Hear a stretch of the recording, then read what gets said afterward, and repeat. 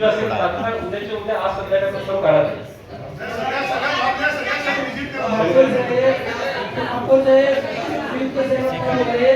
यासाठी काय लागते, अधिकाऱ्यांनी आपल्या चेंबर सोडून आपल्याकडे जे घेऊन त्या स्पॉटवर जावं लागतं. नगरसेवक जसा दिवस रात्र करतो हे सगळे साहेबांनी पाठीच्या मग तुम्हाला कोणतं आपली एक वस्ता या भूमीमध्ये वटहुकूम जारी केला होता. मोफत शिक्षणाचा सगळ्यांना सक्तीला केला होता.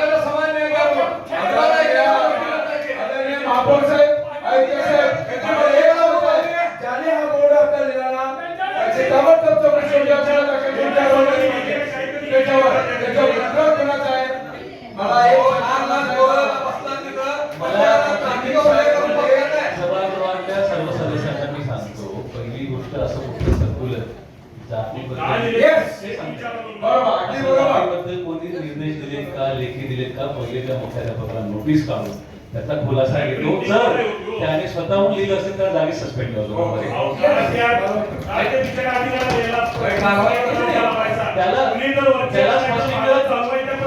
त्याला स्पष्टीकरण देऊ दे की त्याला हे कोणीतरी त्याने जर स्वतःहून लिहिलं असेल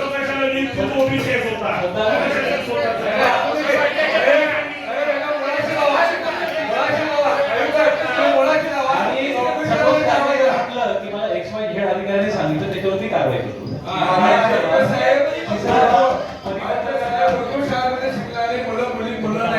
नाहीये परिपत्रकाचा जो इंटरप्रिटेशन झालेला आहे तर इंटरप्रिटेशनच्या बाबतीमध्ये मराठी शाळा जेव्हा म्हणण्यात आलेली आहे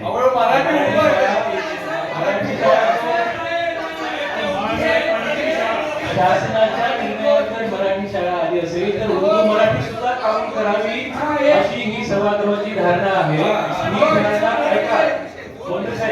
अशी धारणा आम्ही शासनाला कळवतो की याचा अर्थ उर्दू मराठी पण होतो. आमच्या शहरामध्ये एवढ्या उर्दू मराठी शाळा आहेत ते सुद्धा काउंट करावी सभागृहाची धारणा आहे. माझा आयुक्त एक विनंती तुम्हाला, हे एवढी प्रसंग आला असता काय मी स्वतः या माणसाकडे 4 दिवस जाऊन सांगायला लागलोय की तुम्ही इंटरप्रिटेशन चुकीला अर्थ लावताय. सांगितलं विचारताना लेखी दिलाय त्यांना. माझी विनंती काय आहे, सभागृहाने स्थानापन्न व्हावं आणि ह्या विषयाच्या अनुषंगाने जर मुख्य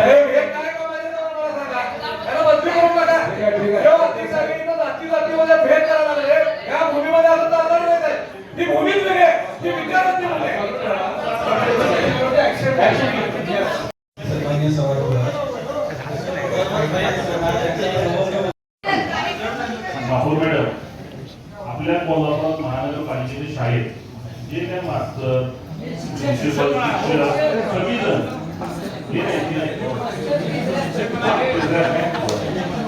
हे शिकवायला येतात. ते शिकवायला आल्यानंतर त्या शाळेमध्ये जे इंटरनेटची वेलकम बोर्ड असते त्याच्यात आपली सगळे मास्तरांची नावं शिक्षकांची नावं दिलेली असतात. तर ते लिहिल्यानंतर टीचरची नावं आहेत त्याच्या पुढे तिथं कास्ट काय कोण ओबीसी आहे, कोण सीसी आहे, कोण एसटी आहे, कोण ओपन आहे, किंवा काय अर्थ आहे मला समजलं नाही. मी एकदा बोलल्या शाळेत गेलो त्या शाळेत सगळे त्याची काय नेहरूनगर हायस्कूल नेहरूनगर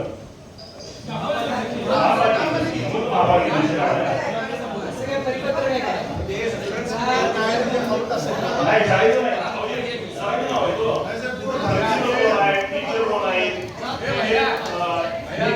मुदत किती आहे